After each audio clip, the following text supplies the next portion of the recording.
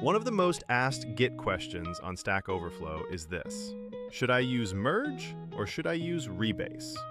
Let's break it down in a simple way. Imagine you have two branches, main and a feature branch. You start your feature branch. While you're coding, other people keep adding commits to main. Now your feature branch is behind. You want to bring in the latest changes. That's where merge and rebase come in. First, git merge. When you run git merge main from your feature branch, Git takes the history of both branches and joins them together. It creates a new commit called a merge commit. The big idea is merge keeps the full story. You see where branches split and where they came back together. Nothing in the existing history is rewritten. This is great for shared branches. Use merge when other people are already using that branch, like main or a release branch.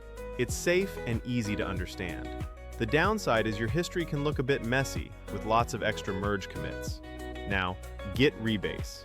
When you run git rebase main on your feature branch, Git takes your feature commits and kind of replays them on top of the latest main. It's like saying, pretend I started this feature after all those new commits on main. The result is a clean, straight, linear history. No merge commit in the middle. But there's a catch. Rebase rewrites history. It changes the commit IDs. So here's the golden rule. Rebase your own local feature branches before you share them. Merge branches that are already shared with others. Use rebase when you want a tidy, linear history. You're still working alone on that branch. Use merge when the branch is shared. You want to keep the full, true history of what happened. In short, merge combines histories as they are. Rebase rewrites your history to look cleaner. If this kind of clear, animated explanation is what you want for your own product or idea, you don't have to hire a big studio. Go to vidfactory.ai to make your own explainer videos effortlessly.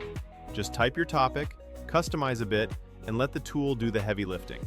Try it out and turn your next confusing topic into a simple, engaging explainer.